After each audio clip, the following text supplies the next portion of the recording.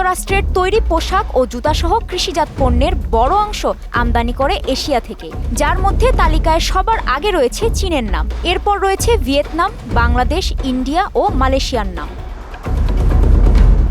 বাংলাদেশের পণ্য রপ্তানিকারকেরা মনে করছেন, এ শুল্ক শেষ পর্যন্ত বহাল থাকলে চীন থেকে পণ্য ক্রয়ে মার্কিন ব্যবসা প্রতিষ্ঠানগুলো সরে আসতে পারে। এতে বাংলাদেশের লাভবান হওয়ার একটি সুযোগ তৈরি হতে পারে।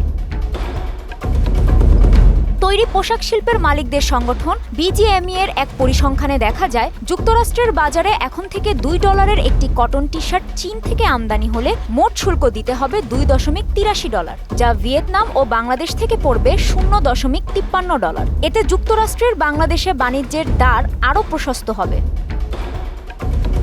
3 মাসের জন্য শুল্ক স্থগিত করায় বাংলাদেশ কিছুটা সময় পেয়েছে যুক্তরাষ্ট্রের সঙ্গে বাণিজ্যিক আলোচনায় বসার। এর মধ্যে বাংলাদেশ যুক্তরাষ্ট্রের সঙ্গে বাণিজ্য, বিনিয়োগ ও সরকারি ক্রয় দ্বিপাক্ষীয় চুক্তি করতে সম্ভব হলে স্বস্তি ফিরতে পারে।